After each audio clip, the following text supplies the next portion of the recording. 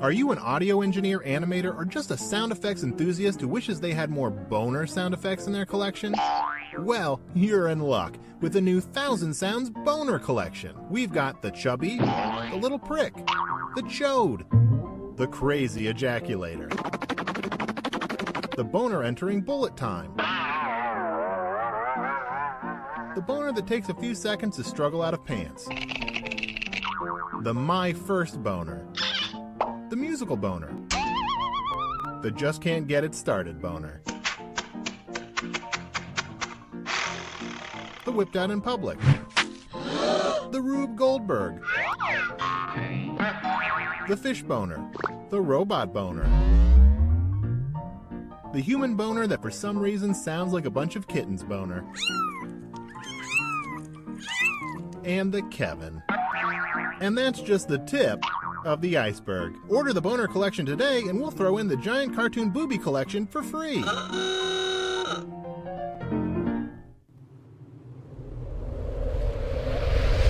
Hi, everybody! Want to hear the most annoying sound in the world? Well, let's start the insanity. Yes, we do keep it classy with those sponsors. We wouldn't be able to purchase. Did you say? You're not on yet, man. This is my time. This is my little time. Now you threw me off. You threw off my groove. I'm going to throw you out. Normally I have a short gripe for the beginning of the show, but I don't this time because I'm going to save all of them for the main show. I just want you guys to know that I felt very scared is not the right word. I felt very frightened, even though that's the same word.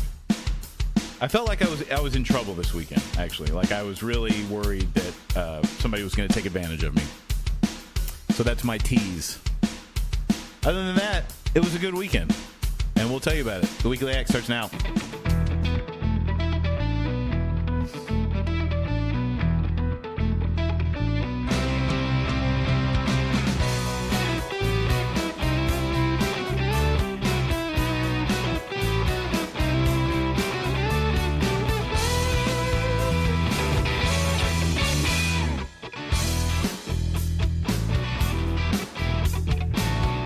Hello and welcome to the Weekly Act for Wednesday, September 12th, 2018. I'm Mac, and Randy's back. Hello. Yes. We finally have a show with somebody with some consistency here. So we'll see how long he comes back. I'm so sorry for interrupting your intro. It's all right. You'll learn. I wasn't even trying to interrupt you. I was just like, yeah, indeed, classy. Well, you did. I'm so sorry. That's... Actually, that was I watched Bill Maher's show, you know, his real time. Yeah. And man, I should turn off the sound effects on that. Are you talking about his end segment where that lady? Yeah. I listened to it, or I listened to the podcast after it comes out because I don't have live TV. And yeah, I make so much money that I can just have it. No. Those are just the things that are important to me. No, I don't know. There's some things that I would rather just watch live. I don't know. So I'd pay for it. You know, There's other things that I don't mind waiting for Hulu or Netflix or whatever. But those I pay for the HBO Go so I can watch it and stuff. But yeah, she's the editor of the New York Times. Oh, is she really? Yeah, I didn't realize. The editor in chief, I guess. She's in charge. She runs the New York Times. She was on there because she was promoting. This is only politics. This is only politics from me in this show. But now. Yeah. Well, it wasn't really politics. It was just funny the way he handled the situation. Because she was on there talking because they had that op-ed by an anonymous. Mm-hmm. I can't even say it. Trump can barely say anonymous. Anonymous. I know. And he didn't even try to say it. He just kept going through anonymous. I'm onomatopoeia. When you barely have a grasp of the English language. Right. Yeah. That proves to be difficult. That's to say multisyllabic words. Yes. So she was on there talking about that, and I mean, it was just a regular show until the end, but this is what got her dander up, is because Bill was saying that to combat Trump, we need like a Democrat. He's like, the Democrats play too nice. Yeah. Like they're too, you know, they want all this stuff, but they won't they need to not really stoop to the Republicans' level, but they need to be a little meaner and stuff. And that, the only thing that's going to really tear Trump down is somebody that can mock him and ridicule him with comedy, because just insulting him isn't going to get the job done. And he suggested, Al Franken, of course, but Al Franken resigned in lieu of the Me Too movement, right? And well, not in lieu of. Oh, I mean, because of allegations. In lieu of being forced out, he resigned. Yes, exactly. And so Trump, Bill Maher was saying that, it's not. I don't know. It's tricky to talk about this because we're dudes. Yeah, exactly. I mean, so it's because that's the women's movement. But he was just saying that, he didn't know how to hug correctly, or it wasn't. In the grand scheme of things, he's not a Weinstein. He's not a he's not Bill a Weinstein. Cosby. Yeah, he didn't rape anybody. He didn't allegedly really harass anyone. But Bill Maher is saying all this at the end of his show, which is explicitly his time, right. His little end monologue, his final thought. It's his new rules that he does at the end of all of his shows. And while saying this, she interrupted him and she said, "Maybe I'm out of place." And he said, "Oh yeah, you're out of place." Well, because she said, "Well, hang on," she was trying to correct him, saying, I forget something he left out, but he's like, "I'll get to that." She said there was also a lot of butt grabbing. That's right. And he said, "I'll get to that." She goes, "Maybe I'm out of place, but there was also a lot of butt grabbing." He goes, "I will get to that, and you are out of place. You had the entire show." Not your place. Right? He's like, "I have this little time," and man, at the end of it, you didn't watch it, but God, it looked uncomfortable. Like her face, she did that. It seemed, I don't know if she did it or it seemed like she was about to do that. When girls are really annoyed, they do this eye flutter roll thing. Yeah. Well, of course you can do it. But she was not, I mean, I know because Jim Carrey was on that show. Yeah. He turns to him and talks, and then the other panel, I mean. They're basically done at that point. Yeah. And then they always take a picture, and because he was showing, he showed pictures of how he takes pictures with his hands like this, straight up in the air. That's smart, man. Yeah. And then there's a picture of him on a couch between two women, and he was like this. He's like, that's why I take pictures like this with my hands in the air or like this. And I was like, man, I think, I'm sure she'll take that picture because to be a good sport or whatever, but she did not probably want to be in that picture. But I mean, it's a hard, to her, it's not just butt grabbing. I mean, to the lady, to the people that have allegedly had their butts groped. Yeah, exactly. And that lady, she, the New York Times. Goldman, Goldstein, some Jewish thing. Mazel tov. Yeah. Happy New Year, everyone. Happy Rosh Hashanah. It's all coming back to Judaism. Before the show, these, all this stuff. Mazel. Bingo. Stop it. Look at him. What an attention whore. He's so adorable. He is adorable, but still. And he knows it. That's why he's whining like that. But anyway, that reminded me when you were trying to step on my new rules segment. So sorry. But it was really, because I was just watching it Friday night and I'm like, I see what Bill's saying, but it's hard to, and that's an argument that people have. They're like, how come, if a guy wants to say something, guys are like, well, why can't I comment on it? But women are like, well, no, you really shouldn't. It's a tough place to. I guess if you're commenting generally on it, it's okay for a dude.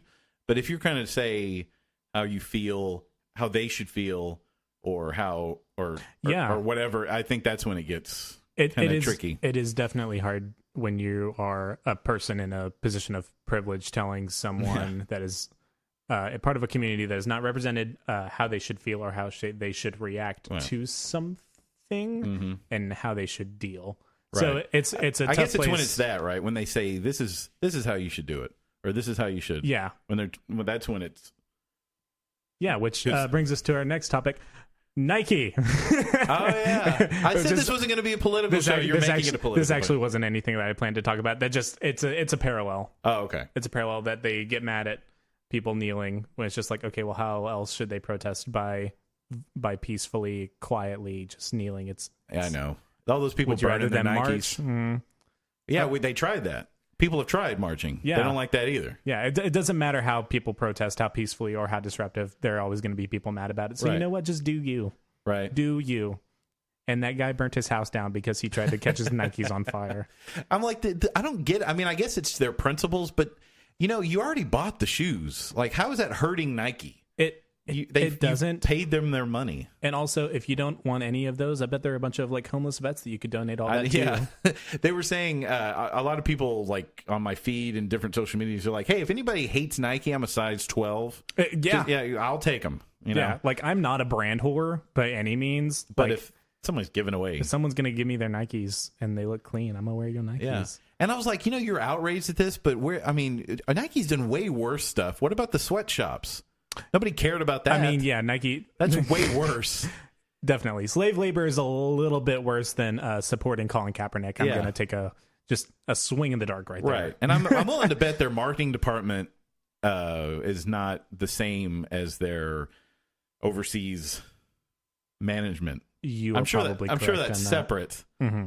So, I mean, definitely. At the end of the day, they're a capitalist organization, right? And their goal is to make money. They were capitalizing on this controversy, exactly. Too. I mean, they may not even believe. I mean, all of Nike could not support Colin Kaepernick at all, exactly. But in order to make waves, and I mean, I think they're 30%. I think they said their sales went up after this. Good for them, or something like that. There was a substantial increase. Yeah. So it clearly didn't hurt. But I mean, I just don't long-term effects. Who knows what's going to happen? But I don't understand. I had my cable and internet went out the last weekend, so the double whammy. I was like, man, what am I going to do? I don't have a life or friends. I need the internet. And so, yeah, I like how you didn't say, "Oh no, you have friends." Oh, was I supposed to correct you? Pretend I was just care. like, you have no. Yeah, oh, that's okay. That's accurate. Thanks. Anyway, so it was an African American gentleman who came over to do it, and he noted I had on some Nikes, and he was talking to me anyway, so it wasn't like silence and then, hey, what about your Nikes? Yeah, I was like, no, he was talking to me, and then we went into that, and we were just my perspective. I mean, see, he's black and I'm white, and we can talk about it. You're white? Yep. I don't know what I am. Like a chameleon. I mean, you are very transparent. Well, that's just not what I'm saying. In. I lost all my tan already. If I don't stay in the sun, I lose my tan like immediately. I have to be in the sun every day to maintain it. Stop it insulting me. I'm sorry. I'm joking. No, it's fine. You don't have to pretend that you're joking. Anyway, but we could have a productive conversation. And he was just like, yeah, I mean, even though we're both on the same side. It wasn't like I was against it and he wasn't. But, I mean, we were just saying, like, I don't understand why them doing, like, normally if something doesn't affect me, I don't give a shit about it. Like, them kneeling, how does it directly affect anybody? It doesn't. Except those in the community that they're trying to help. So who cares? I mean, like, I always tell the kids in class, like, because some of them, when we do the pledge every day, if you don't want to stand and do it, fine, but respect the others who do stand and do it. So, but I don't care, what you guys do. Just be respectful about it. And there's some people that will make them stand and everything. And I'm like, it's whatever. I hate to sound like a 17-year-old girl, but it's whatever. It's whatever. Yeah. It's totally whatever. So I was just like, yeah, well, who cares what it's the same thing. Man, this is getting so political. It's the same thing off the bat. It's the same thing with a lot of stuff. Like, I mean, even if I hate to go for the big one, but I mean, even if you're against abortion, how is somebody else doing that hurting? Nobody's making you get an abortion. Yeah. And I know that's the mother of them all. Like, I went from 0 to 60 there, but I just. And my general rule on abortion is that I am a gay man. I cannot get pregnant. You don't have a horse in that race. And I am likely to never get anyone pregnant. Right. I thought you were going to say I'm likely to never get pregnent. But maybe. Maybe one. Yeah. I mean, anything's possible with God. Yeah. Well, Mazel. You saw Junior, right? Did you ever see that movie with Arnold Schwarzenegger where they made him? I did. Yeah. I did see that movie. It took me a second to. Sorry, that was an obscure reference, but no, I did see Junior, and he was pregnant with. He was pregnant. That's really all that needs to be said. Not right? Yeah. You don't need to go. I think we get it. It was Arnold Schwarzenegger as a pregnant man. Yes. But to me, again, like, I don't have kids and I don't have a wife. Like, I'm not having kids anytime soon, so that doesn't really affect me either. But some people could be in the same position as me and have a huge opinion about it. Exactly. But I mean, even if you believe it's wrong, good, you don't do it then. Exactly. If they're going to hell or whatever for doing it, then let it, Then, yeah. At the end of the day, if it doesn't affect you, shut the fuck up. Yeah. Like, I'm not going to get pregnant. I doubt I will ever get anyone pregnant. Therefore, my opinion doesn't really matter. Right. Like, I will support you, my friend, on whatever decision you make, but it's not my job to, interject my own opinion into your life that has no effect on me, that for an experience that I will never have to go through. Exactly. And to that, this is a bit we used to do on the show. I say, get over it.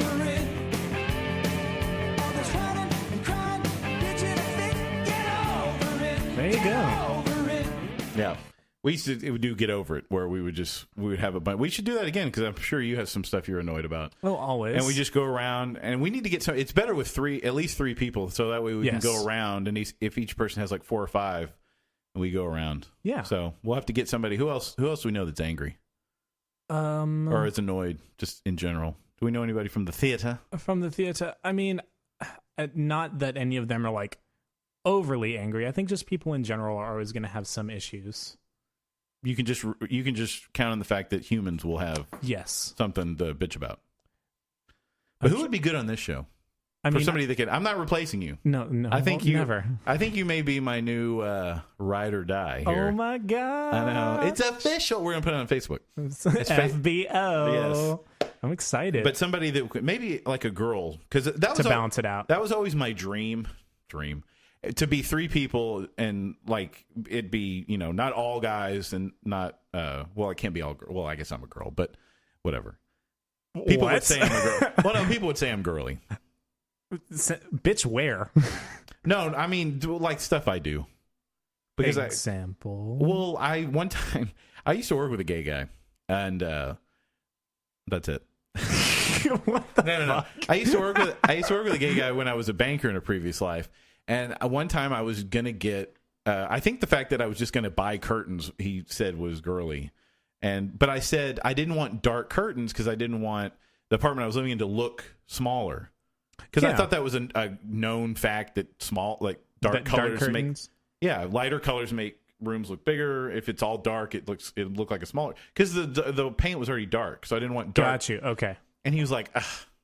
Wow. And I know. I was like, I wasn't like going on and on about drapes. I was just saying I don't want dark curtains because I don't want the room. Speaking of which, does the carpet match the drapes? Well, it's not. Mac is bald. By the way, it's not completely gone. It's like a buzz cut.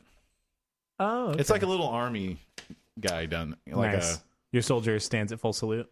Well, not now. I mean, I haven't been here long enough for it to take effect. But when he does, he has like a flat top thing. Oh, good for him. Yeah. So I brought a list of things to talk about. Yeah, you go now. We were going off. And my initial idea was, as much as I adore you, as much as I am absolutely sure you adore me, of course, because you'd fucking better. Yes.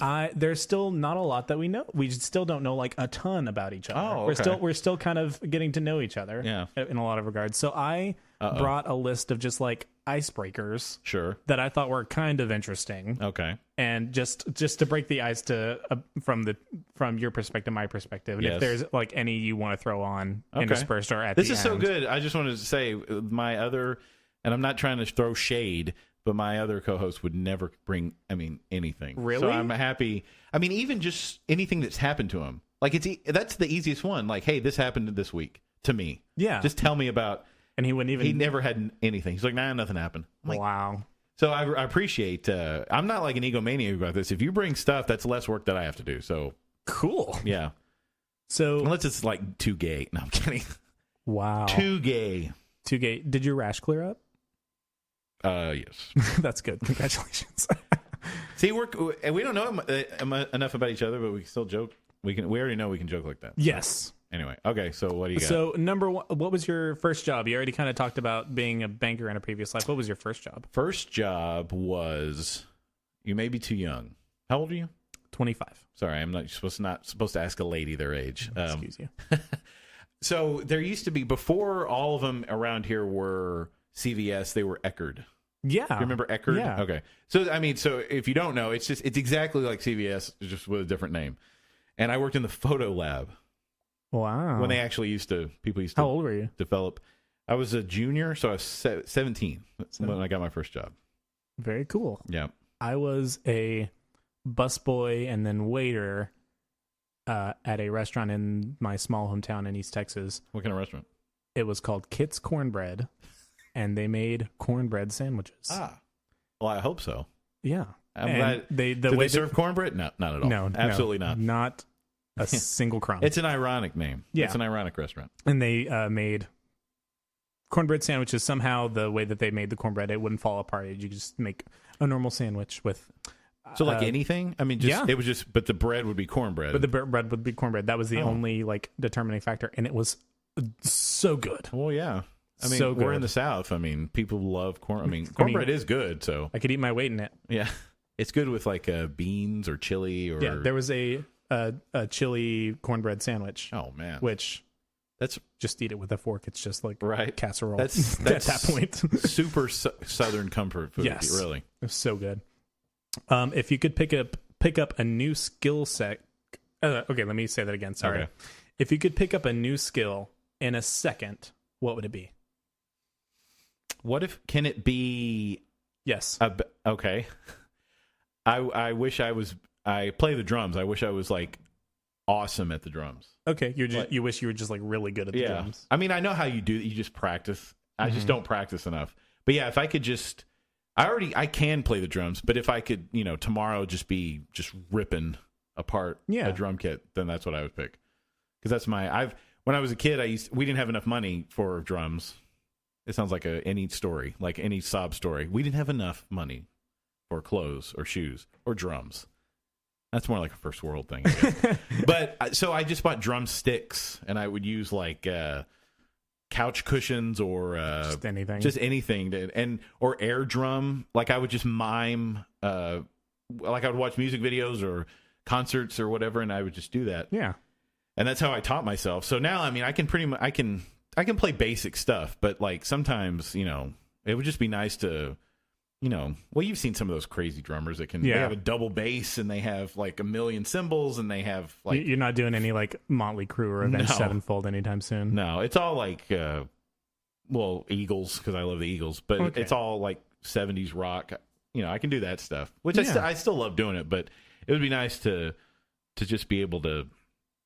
Or even maybe, I assume if I was better at it, I could maybe play by ear better. If I heard a song, I could get it better. And what about you? You're I'm perfect in everything. I'm just amazing at everything I try. I really wish that I could just speak another language super fluently. I sign. I'm that's another language. I'm not great at it. I have a really good friend that's deaf, and I picked up a lot from him. But I'm not a super great signer. I had a deaf guest come into work the other day, and I was able to help her because I could sign. But I really wish, and I speak a very, very broken French, and I can understand French fairly well. But I just wish that I had a reason to learn it and the time and the resources to actually devote to learning it. So if I could just specifically, I really want to speak French. Okay. Just because I'm I don't know, really bougie and want to be able to speak French. I think it's fancy. What's your favorite quote? Oh man, that's a great question, because I know exactly this is really nerdy, but it's in my email signature at work. Really? Because I love it so much, and it's not even from a famous guy. It's from so there's two teachers in my life that inspired me to be teachers. One high school and one in college, and when I was at our local community college, and I had to take the basics and stuff. I was taking the basics of history, the first two histories, and that's what kind of led me into wanting to teach history too. But he was great. This guy named Vince Clark. I mean, he used to tell he'd come in and there was no PowerPoint, there was nothing writing on the board. I mean, he just talked to us. Yeah. And it was really, he could have been an actor, the way he did it. And I would look down, I wouldn't write any notes. Because I would just be. He was so the first day I know this is not what you asked, but the first day of class he told us about because we were in the second half, so it was after the Civil War, the content. But he told us the story about Abraham Lincoln, the night he got shot. Yeah. But we all knew that story. But he told it to us, but it was like we hadn't heard it the way, like you were like, oh, and then what happened? Like, but anyway, his quote was, because it's true now, it's happened all through history. The truth is not as important as the perception of the truth. All right. That's it for us. Good night. I don't necessarily agree or disagree.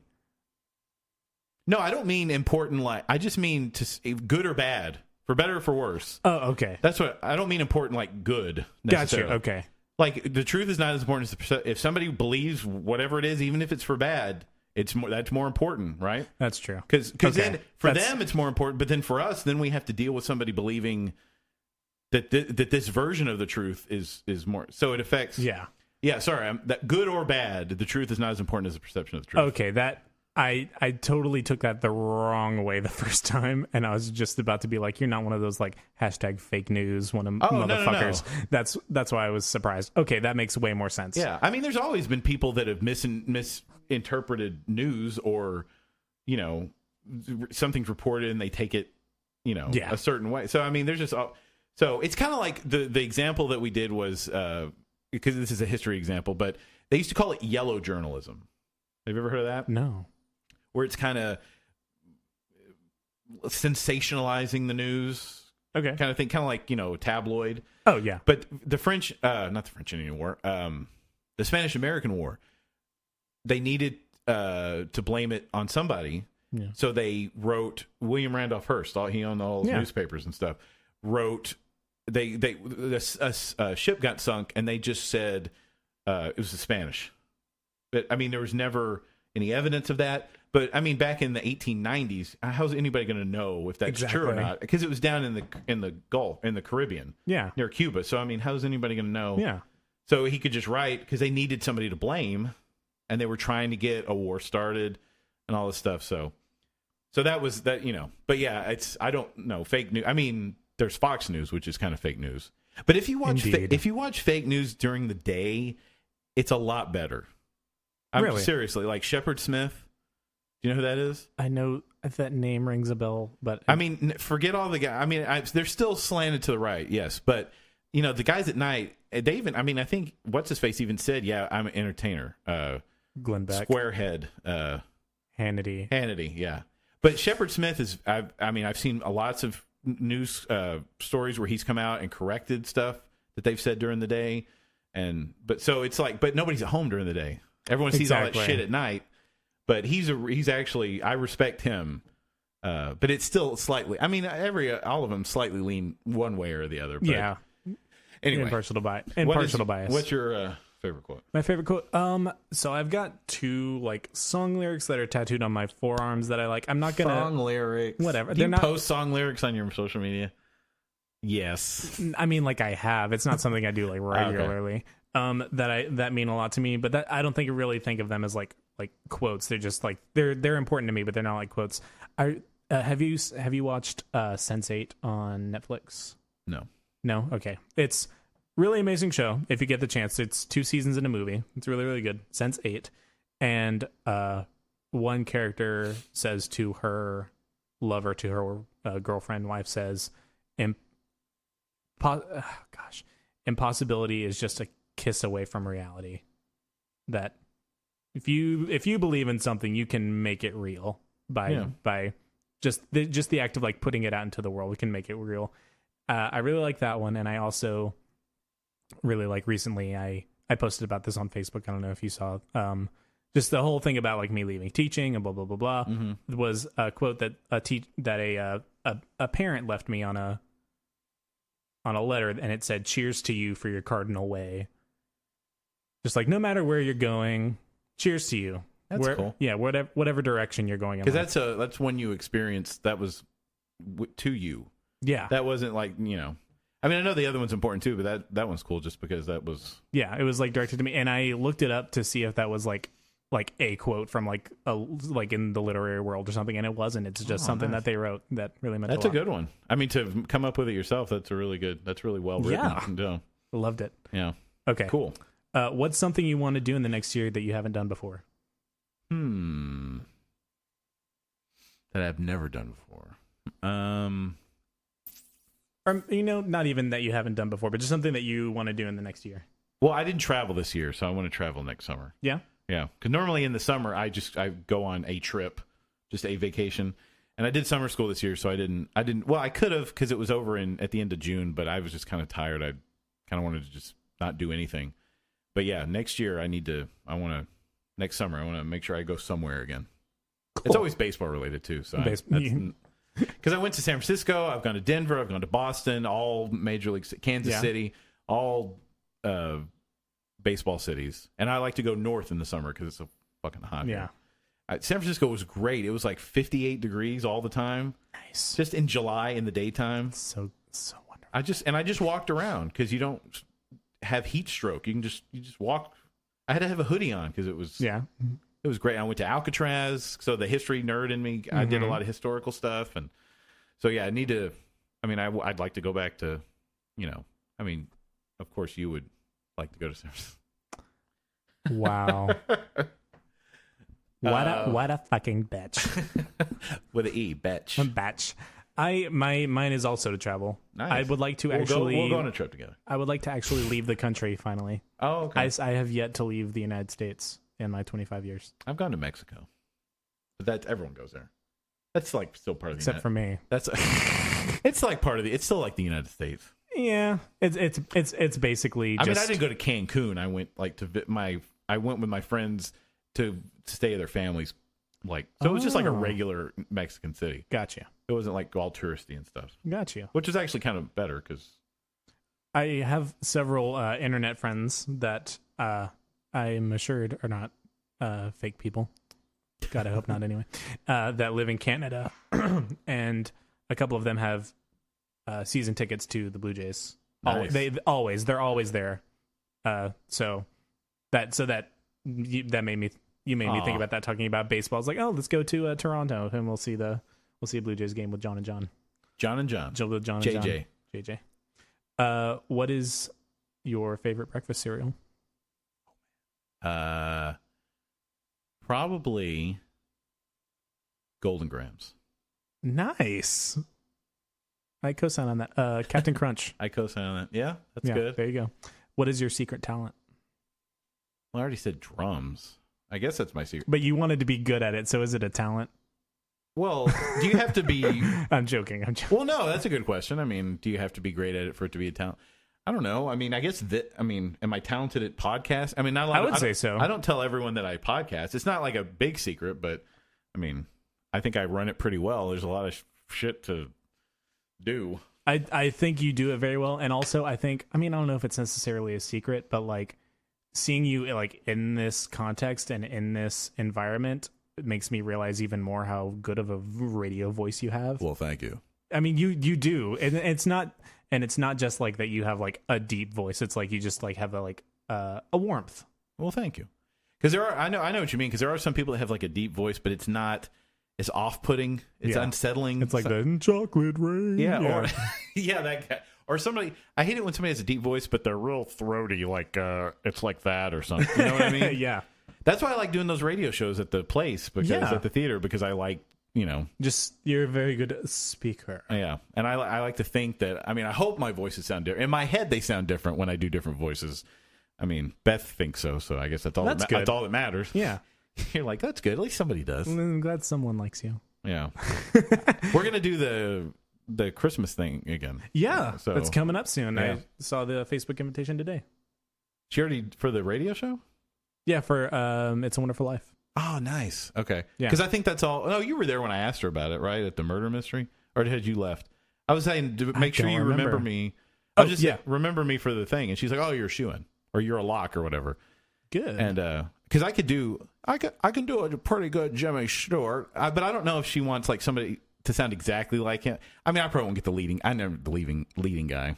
Was he in? He was in It's a Wonderful Life. Oh, I've never seen. You never seen it? No. It's always on at Christmas and Mazel. Oh well. Yeah, but he kind of talks like this and okay. So I did that for her and she's like, oh nice, but she'll probably put you in the lead or something.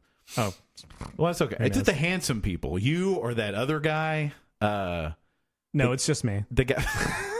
Who was the guy? What was the guy's name? You don't have to say it, I guess, or his first name. The one that was the lead last year in the Christmas. He was. He was Bob Cratchit. Remember that guy? I haven't seen him in so long. Is that the last thing he's done with Paul? Okay, Paul. Yeah, Paul is a very handsome guy, but I have not spoken to him or seen him in forever, so I don't know. He's a good looking guy. He can play one character, but he can't do voices. They're all the same, and it's bad. But I was like, let me do all the boring side characters that aren't the leading guy. Yeah, you do the one leading guy. I'll do all these other ones because I can actually. It's not his fault. That's what I mean. He was cast that way. I mean, that's where he got it. But okay, next. Or no, your turn. My secret talent. I don't have a secret talent because anything I'm good at, I make sure that everyone knows. If I'm good at something, I'm rubbing it in everyone's face. And I mean, it probably is not really a secret because it's written on all the bathroom walls. Oh Jesus! What's something? Okay, Hey-o. this is my last one. All right, and I'm gonna answer mine first. And it's what's something completely mundane that annoys you but shouldn't. When you're like in public and you see like someone you don't know. Mm-hmm. Let me rephrase that. When you're in public and you see a white person that you don't know, the face that they make when you make eye contact, it's just it's not a smile. It's just an acknowledgement of yes. I know. I think I do that. It's like that's exact. And you're I'm right, sure it's not a lot a smile. of you, some of you probably know what we're doing. Yeah. Other than it's just like your lips pull back, but it's not happy. It's just like I'm doing the bare minimum to acknowledge your existence. You'd almost rather him frown at you. At least it's something, and not just this. Yeah. Let's see, man. Just random white person. We don't have enough time to talk about everything that annoys me that shouldn't. Something mundane. Well, everything. It's all. I mean, everything that annoys me is mundane. Let's see. Man, my brain's gonna explode. I gotta pick one. I mean, you can pick like one or two. Okay, or five. Give me a top three. Let's see. It's almost like there's so many I can't even think of. I don't like it when... well, maybe... I don't think this is mundane. Maybe this bothers a lot of people. When people don't know the order at a four-way stop in which to go. Yeah, I can understand that. Maybe that's not mundane. I mean, that's probably a common one, but I'm like, fucking go. Yes. Like, you're in such a hurry, and all of a sudden now you just won't go. Sometimes I stare straight ahead and make them go. Yep. I'm like, nope. I'm not looking at either. No. Nope. That's annoying. Man, I hope they're not all driving things. Are you an angry driver? When I can be, not all the time. And I also I'll do top two. So that one, and this isn't just white people, but anybody that like when you're at a store and you're looking at whatever, like you just get to a shelf and you're looking at something, and then somebody they just come under. They're like, come on. I'm like, can I have a minute to do what I'm doing here? They all of a sudden you're like, give me a minute. I'm trying to decide between Jiff and Peter Pan. Yes, I was here first. And I don't take a lot, and because the opposite's true too. I've been on the other side where people aren't aware; they'll just stand there forever. Like, I'm not saying I don't stand there forever, but I just came to whatever I'm looking at, and they swoop in. And I've been on the other side where they don't realize that other people are waiting to get at where they are. Like if it's like the the cereal aisle or something where a lot of people would be. Get out of the way of the fucking Golden Grams, right? Or they'll put their cart blocking a whole thing, and then and especially if there's like kids, and they're all along there, so they're like taking up like 6 feet the entire aisle. Yeah, I'm gonna just keep going now. Nice. So those things. So other people, I guess it's just people's inconsiderate. Ways. People being inconsiderate gets on your nerves. Because I'm always aware of where people are and what they're doing, and because I'm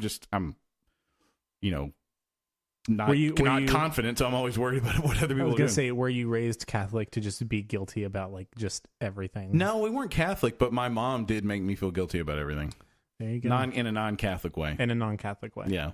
I couldn't enjoy. She even does it now. Like when I've told you I've gone to Boston and all those places. Yeah. She's like, oh, so you just have money to go to Boston, but you Wow. can't like help me with the bills.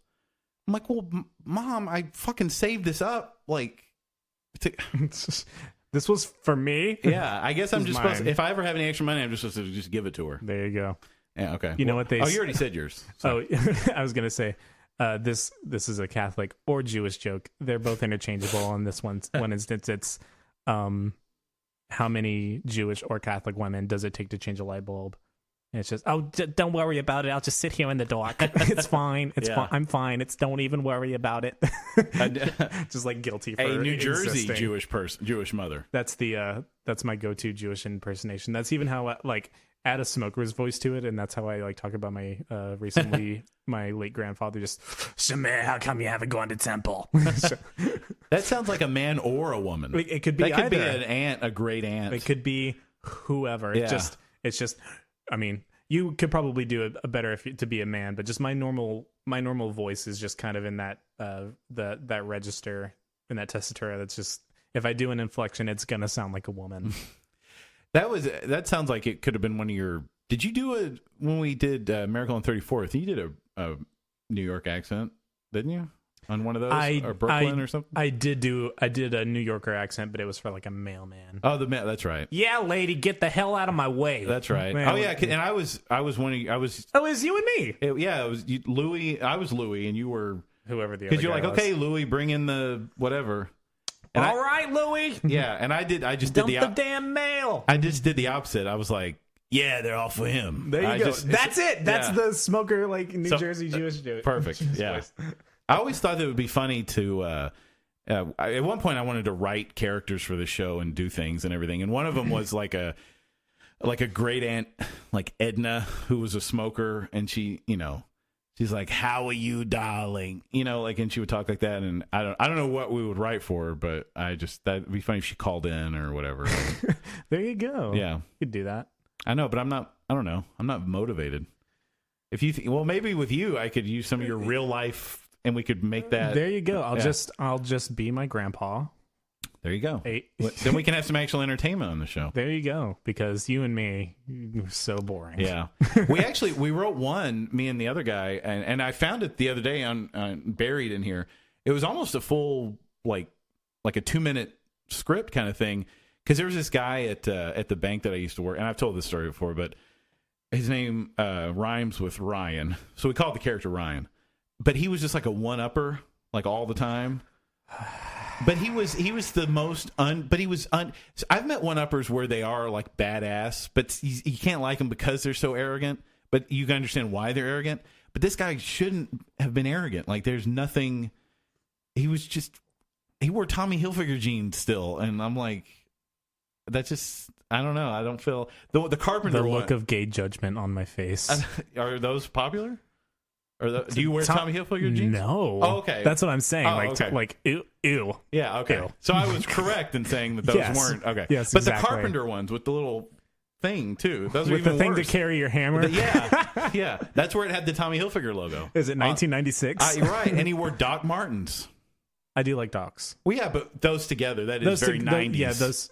There you go. Yeah. But, and he was just a one-upper, so every time anybody said it, he had a boat and he had a big truck and he had an ATV. Like he had all this shit, but nobody liked him.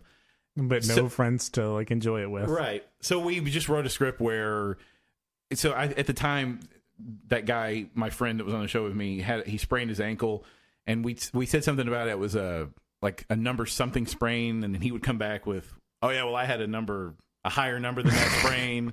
When the numbers have nothing to do with greater or worse. Yes. My lumbar 4 and 5 are really giving me issues the past my lumbar 9 and 10 oh my gosh. You don't even have that many. Right. Yeah. Shut up. Things that you wouldn't why would you want to exaggerate that your ankle is more fucked up than get over yourself. I'll have to find it again and then I'll let you see it and maybe we could do it. Maybe we'll do a little thing. And maybe we can add to it. I totally understand if you have an actual relevant story or conversation to add to what's going on, oh yeah, this happened to me. Oh my god, something similar happened to me too. But if it's just for the sake of oh, it happened to me. But it was the way and manner in which it happened to me makes me more important. Right. Just to say, you could see it in his face. He could not wait for you to stop talking so he could shoehorn in whatever story he thought was relevant or better than yours. One of those. He was just like, you could see it. You're like, he's ready. Like when they start saying, and then they're about to talk, but you keep talking. They're trying to get in there. Because some people listen to listen, and some people listen to respond. Right. Exactly. So you also have something here that you wanted to talk about. Yes. Well, I have a lot of things. I haven't even been able to talk about anything I want to talk about yet. I'm so sorry. No, it's okay. I'll do a story and then this thing that I have to read. I was saying that I felt very afraid this weekend. Yeah. So I've had my first Uber horror story. Oh my. Okay, I'm so ready. For me, maybe you may hear this and you're like, you're worried about that, but at the time it seemed very. So I picked up. I was about to be done for the night. It was Saturday night, and it was like 2:00, and I was like, all right, I'm done. And I didn't turn off one of the apps, and I was almost home, and then I got another ding at the last minute. I'm like, and it was like 10 minutes back the other way, and because I'm a money whore, I'm like, all right, I'll do this last one, and I'll go home.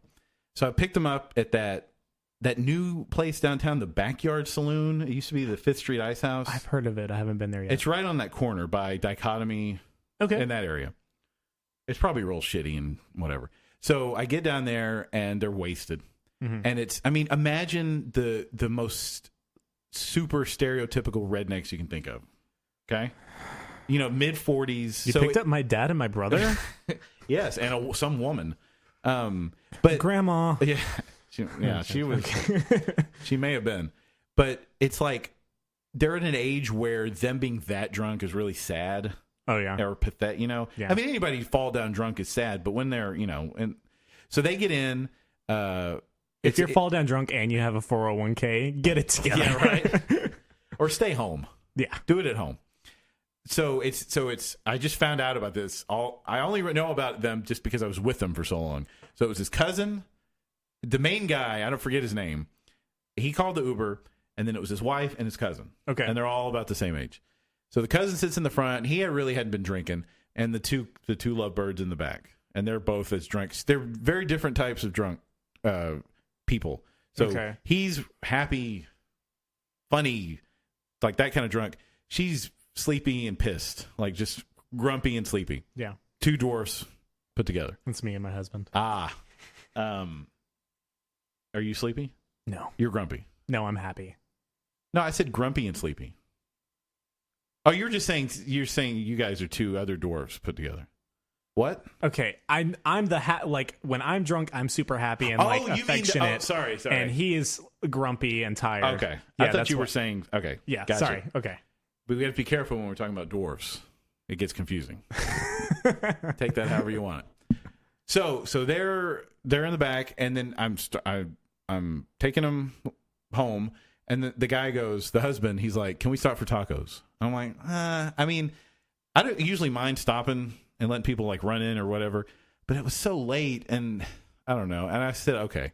So we wanted to go for tacos at the taco stands. Those, oh, yeah. You know what I'm talking about? Like where those are like the best tacos at those little family deals. But it's 2:00 and like everyone goes over there. So we go and it's packed because it's just in a parking lot of some other business. You know what I mean? They just parked their little whatever, their roach coach in front of it. So he's like, hey man, you want any? I'm like, yeah. I mean, oh yeah, get me one, I guess, if you're gonna get me one. If you're gonna buy some. So he goes up there and then it's 5 minutes, 10 minutes, 15 minutes. I mean, it's taken forever. And the lady, so the cousin and the guy go up there to get the tacos, and the lady stays in the back, and she's like, I don't know if she thinks she's at home or in her bed or something. She's just rolling around, just making weird sounds in the back seat. Okay. And then after she would come out of like a drunk stupor, she would realize we were still in the parking lot. She's like, this is fucking ridiculous. Like she was just getting madder and madder at her husband. And finally he comes back around. I'm like, finally we're going to go. But he has like a cup of this like corn stuff. It's like roasted corn. Okay. Flavor. I don't know. You eat it. I thought he was eating like a snow cone or something. But so he's like, they're making them, hang on. and he gives her this stuff. Okay. And she's eating in the back, but it's the most like unsettling noises she's making eating this. Like, it's very orgasmic sounding, like she's really enjoying this stuff. Corn was hitting the spot. Yeah, the G spot. And she's like she's still like you ever see that Family Guy where Peter takes ecstasy and he's just rolling around the carpet? No, but I can only imagine. He's like, oh my God, the carpet is so soft. Like, everything just, that's what she wasn't saying the carpet is so soft, but that's what it was like when I took ecstasy. Yes, I just do that anyway. I love carpet. Yes. So she was doing that, and then she sits up finally and leans back, and she's taking her shoes off, and she jams her foot up on the console, like under my armpit. Okay. And starts like pushing her toe into my side and everything. I'm like, oh my God, please don't. I don't want to get raped tonight. I don't. Oh my gosh. It was so uncomfortable. I'm like, fuck, please get these tacos. And then, so I was like, you know, just think of find a happy place, find a happy place. And so she finally, I was like, I hope she doesn't think I'm her husband, like, because she's drunk or something. And yeah. And so she finally pulls her foot out of my side, and then she keeps rolling around. I'm like, she's dropping all this shit all over the place on the seat, on the floor. To be. Or of course, yeah. Why not? Why wouldn't she be?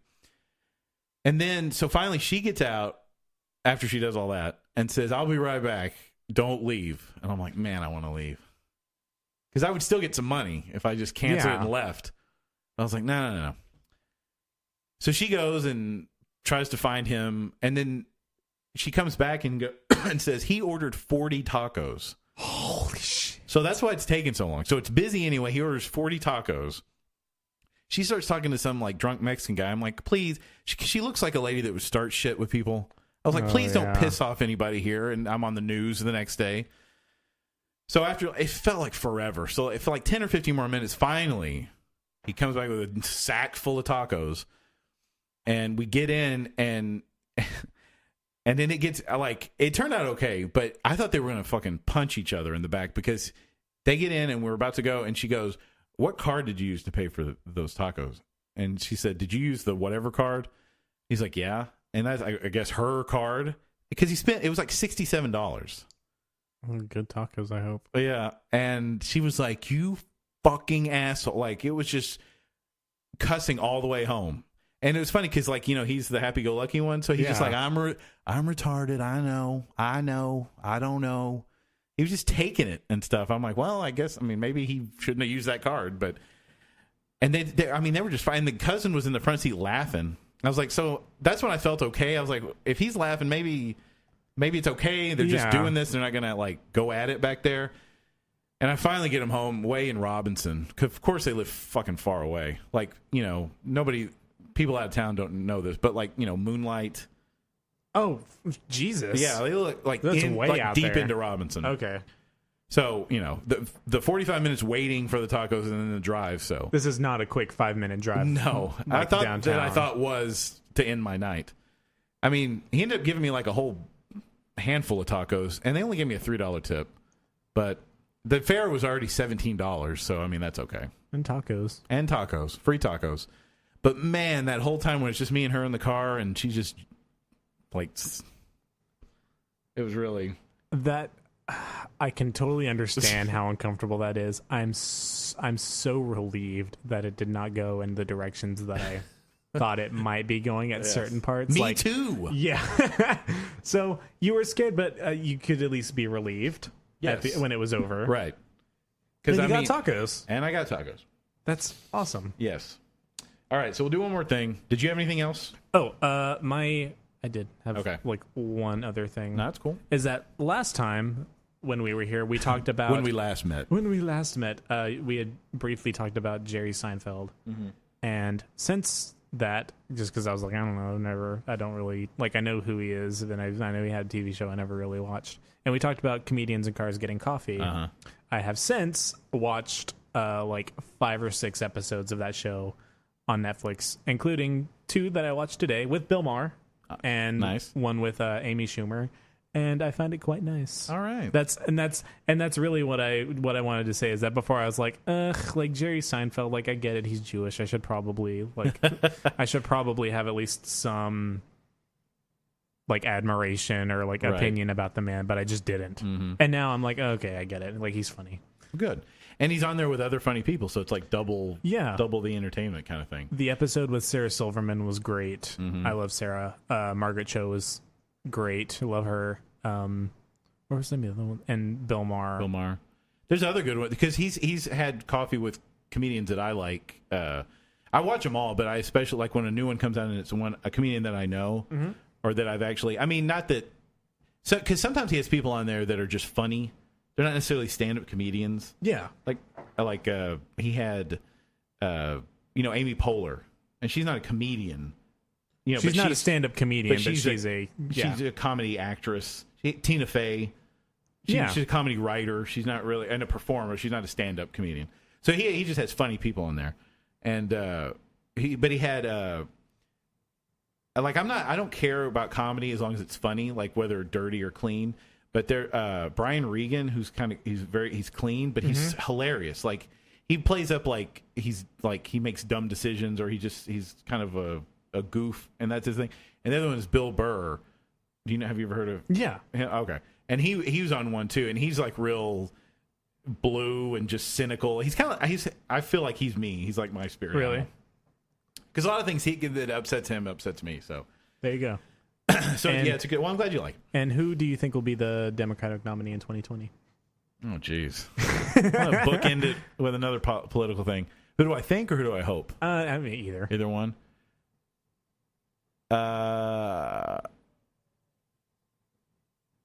Joe Biden? You think? Yeah, I've thought that too. I think he. Just my only issue is that he's so old. He's old, yeah. Yeah, I mean, as much as I like Bernie Sanders, I hope he doesn't run again. Because as much as I had hoped Hillary was going to win, I hope that she doesn't run again. Right, that's 3 times is too many. Like, yes. Yeah, you need to. I mean, I know there's been talk of Cory Booker. I could see that. Yeah. I don't know, Kamala Harris. She hasn't been a senator that long. I don't know if she, in people's eyes, she would need to be in that job longer before she would run, but I don't know her that well. She's the California. She used to be, I think, the governor of California.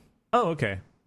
I have a crush on her. I have like a nerdy political crush on Kamala Harris. I think Gavin Newsom would be interesting.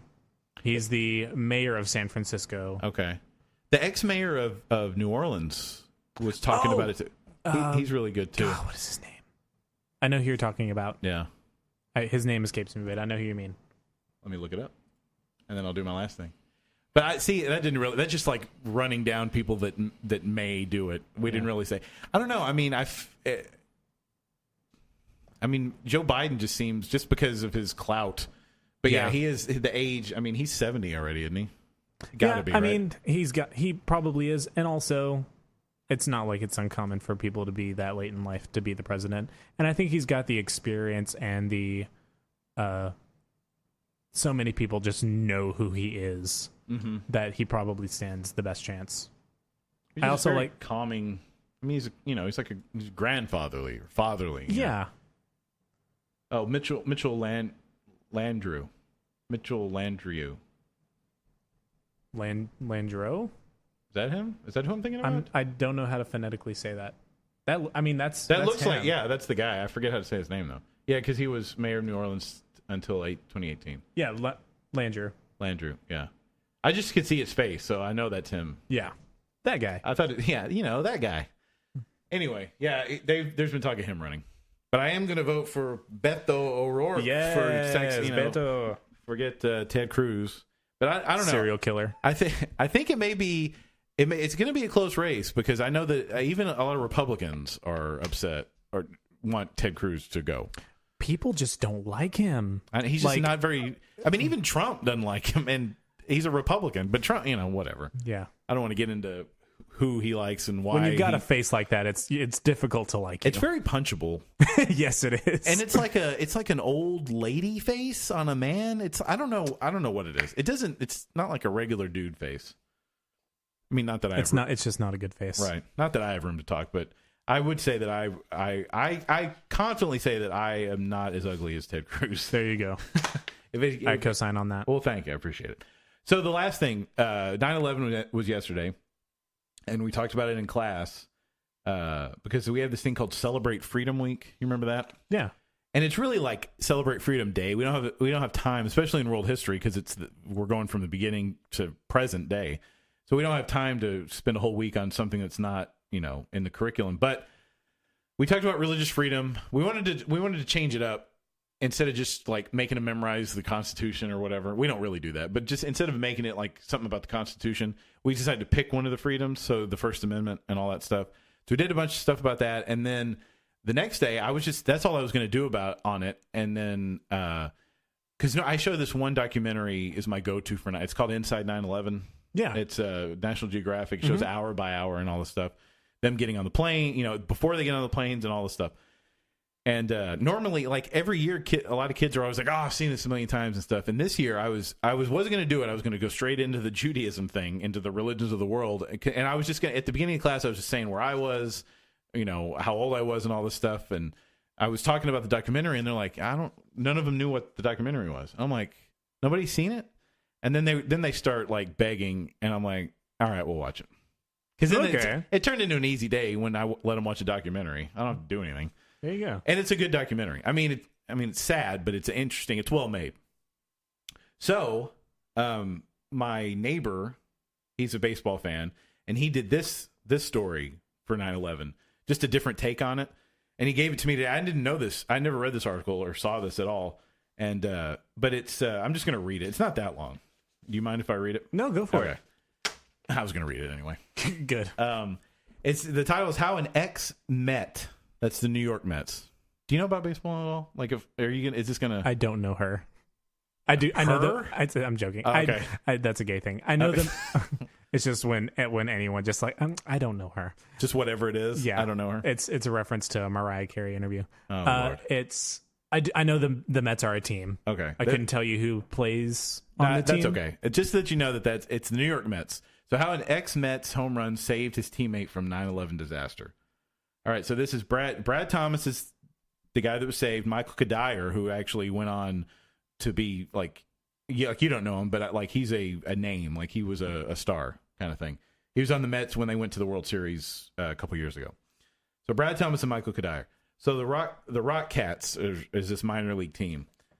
15 years later, Brad Thomas still cannot find the words. It's a miracle. This is him talking. It's a miracle. Somebody was watching out for me. Thomas, 38, a left-handed reliever who spent 5 seasons in the majors with the Twins and the Tigers, told the Post this week from his home in Sydney, Australia. In late summer 2001, fate arrived for Thomas in the form of a powerful right-handed bat of his minor league teammate, then 22-year-old Michael Kadire. That season, Kadire blasted 30 home runs for the New Britain Rock Cats, leading the Minnesota Twins AA team to the playoffs. In the best of 5 semifinals, they faced their cross-state rivals, the Norwich Navigators, the Yankees AA squad. But days before the series outcome, each player had to make travel arrangements home in case they didn't advance to the playoffs. That's how they do it in the minor leagues. You don't want to hang around, Kadire, now 37, told the Post in his home in Virginia. Everybody has their flights or their drive home scheduled. Brad was going home to Australia, so he definitely had to lock in his flight. Brad Thomas says, we had our bags packed and we were ready to roll out the door. Mikey saved my life. Incredible, just incredible. Thomas and his girlfriend Kylie, who later became his wife, had tickets to fly out of Boston to L.A. and then go on to Sydney. And with the Rock Cats trailing by a run in Game 1, it looked like the early flight would be needed. But on a 3-2 pitch in the bottom of the ninth, Kadire drilled a game-winning walk-off home run against right-hander Domingo Jean. A few days later, in the clinching Game 4, Kadire smacked the go-ahead home run in the 7th inning. The victory propelled the team into the Eastern League Championship against Reading. Michael put us through. It was jubilation, Thomas recalled. But then the next day happens. Shocked players gathered at the New Britain Stadium where unspeakable sadness and the miracle of Thomas' escape began to sink in. He had booked 2 seats on American Airlines Flight 11, flying out of Logan Airport on September 11th. Arrangements rendered unnecessary by Kadire's heroics because he won him the game. Wow. Without those clutch home runs, Thomas would have been on the Boeing 767 hijacked by 5 terrorists and flown into the North Tower of the World Trade Center at 8:46 a.m. The first of that terrible day's 4 terror attacks. 92 people on the plane perished. If we had lost, we were out of there first thing, Thomas recalled. We had our bags packed. We're ready to roll out the door. Kadire hit 197 home runs, blah, blah, blah. In retrospect, said Kadire, who is not one to giving hyperbole, it's unbelievable. You don't want to say the minor leagues was the biggest home run of my life, but obviously that was the biggest home run I ever hit. Had we lost, that Boston flight was going to be the flight that Brad was going to be on. From my home runs in the little league, minor leagues, big leagues, that was by far the most important home run I ever hit. Is my first walk-off home run. I don't want to read all the stats and stuff. You definitely realize how precious life is and how delicate it is and how quickly it could end. The championship series was never played. New Britain and Reading were named co-champion 3 days later. Kadire was called up to the majors. Obviously, it wasn't played because September 11th happened. When Thomas arrived in the big leagues with the Tigers, the two players' longtime roommates in the minors would hug whenever they saw each other. There was that quiet understanding, not many words, Kadire said. There's no question that neither of us will forget about the other one. Thomas, the father of 2 young children, said there's probably not a day that goes by that I don't think about how lucky I am. So that's a cool story. How old were you on 9/11? I was in 10th grade, so 14, 2001. Yeah, 14 or 15. 15. I was 15. I remember it was during second period.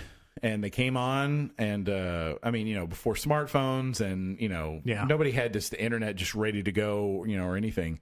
And they came on, and they said, "Yeah, we're hearing that, there's been we heard it was just an explosion at the World Trade Center and at the Pentagon. We didn't know yet that there were planes that flew in, and they were just telling us on the news. And then I had some classmates who had relatives in New York City, and all this, and they were freaking out because all the misinformation that was being spread. Yeah. The truth is not as important as the perception of the truth. If people are giving wrong information, and then the rest of the day, I know you're a youngin', but you've probably seen it on TV or where they had rolled out the carts with the TVs on them, and we just watched. I mean, it was crazy. All these high school kids watching the news all day, but you just couldn't believe it. Like it was like you're kind of desensitized from it because you see it. Like you've seen those images a million times, and the kids weren't there when it happened. To them, it's just like a movie. Yeah, they don't really get it. But it's just like like when you saw the plane fly into a building, you're like, that's fucking real life. Yeah, like that happened. It's not a movie. And then we throughout the day, like as it kept going, I remember It's in the documentary, so the kids can get an understanding where people were making decisions whether to burn alive or jump. Yeah, and we were watching that because they of course they weren't showing it what would happen, but it was aimed at the building, and they were people were just. And I remember asking, I forget what teacher it was, but I was just like, "What would you do?" Like, he's like, "I don't know." When you're not in that situation, I don't think there's any. Yeah, because people were like, the kids will say like, well, it's, a sin to kill yourself. I'm like, well, this is different. They're not killing themselves. They're killing themselves out of mercy. Like I think burning God alive. would understand. Yeah. Burning alive is that, and drowning is like the two slowest, worst ways to die. Because you're alive while you're burning. Exactly. You don't die immediately. Either that or just end. Quick, and I don't know. It's still really. Like when you hear the one, I remember last year when we watched it, because I didn't watch it the year before, and I kind of forgot some of the stuff that happened. But when they play some of the actual audio voicemails that people left, oh my god, it choked me up. Like because when they read transcripts of conversations, it doesn't have the effect but when they played the voicemails of people saying, I hope you're okay. I don't know where I don't, this is going on. I don't know what's happening, or just the phone calls from the planes, they're like, they know it's over, and they're just, I'm going to talk to you until it's the done. Inevitable. Yeah. Ugh. It got me choked up because it's just so sad. Yeah. Were you, you're 8 years younger than me. So I was 9. Okay. I was in the 3rd grade. I think this was in 2001. Yeah. I was not quite 9 years old. I turned 9 in November of that year, so I was 8-ish, and and that's. you don't really remember much, probably. About I remember like people at school. I remember adults freaking out by like not really telling us what happened, and I don't remember that much changing for us during that day, because they're not going to like show a bunch of like they're not going to show a bunch of elementary schoolers like the news like they showed you guys. Right. I remember planes flying into buildings. Yeah, and I remember exploding. going home and then being like, "Oh, right, okay." And like my mom is this super like huge like bleeding heart like empath and was like bawling her eyes out. And I'm just like, okay. Well, it was just weird because a lot of us, not forever, but a lot of us like grew up a lot like in those couple of days, because a lot of us just watched the news. I mean, I never watched the news. You know, like I watched. Yeah. Like baseball, or I watched, whatever I was watching back then. But and like terrorism wasn't something that was on any of our minds, right, at that point. Mm-hmm. Yeah, because I mean, the war, it kickstarted the war again and all this stuff. Yeah, the only real terrorist thing that it was like when I was really little, because they bombed the World Trade Center in '93. Yeah, it was like a truck bomb. So that wasn't like. Like I guess we were used to bombs. Like okay. It wasn't this huge elaborate like plan that was being like taken on like multiple. Right. It wasn't a plane flying into a building. Yeah.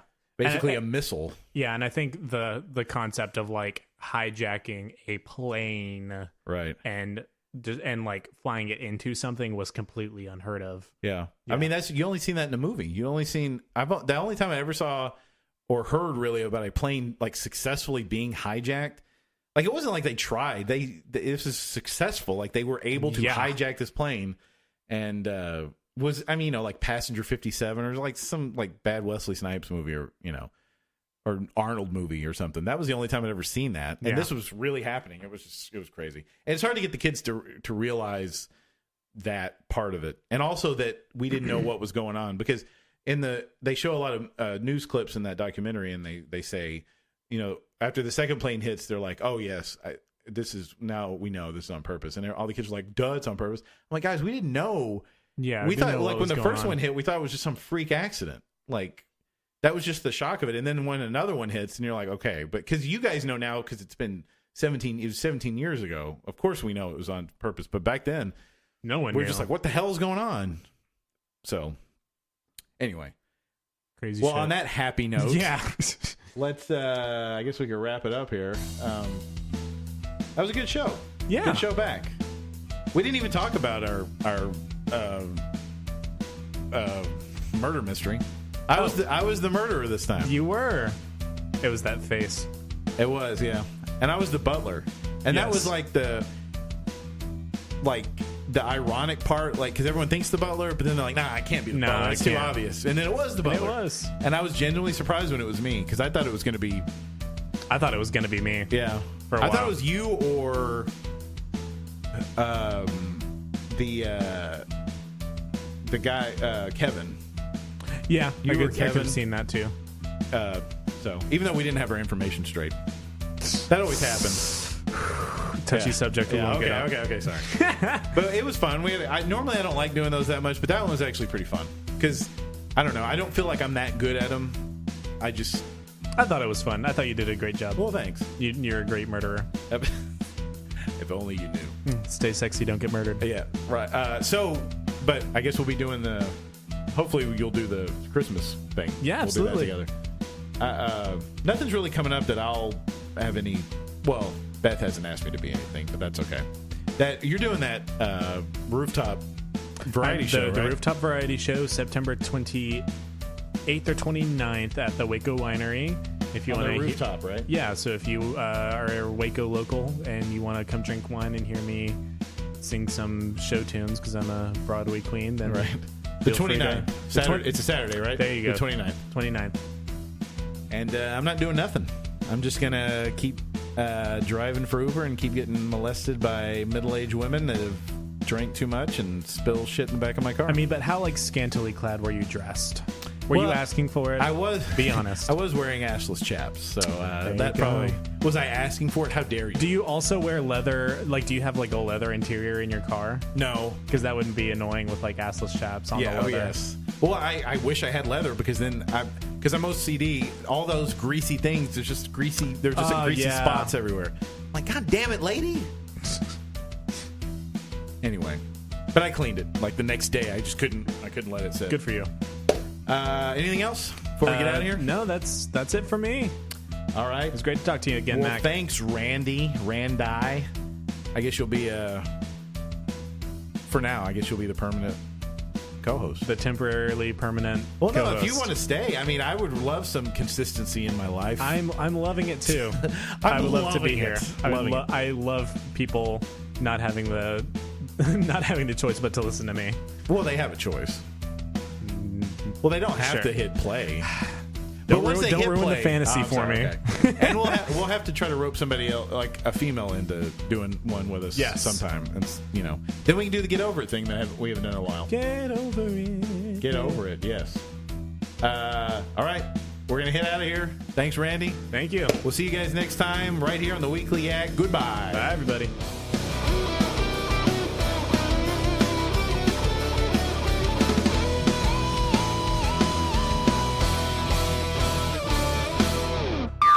That was awesome. Thanks for listening to the Weekly Yak. No, sir, I didn't like it. Check us out at weeklyyak.com. Facebook, Twitter, and Instagram. Lighthouses rule.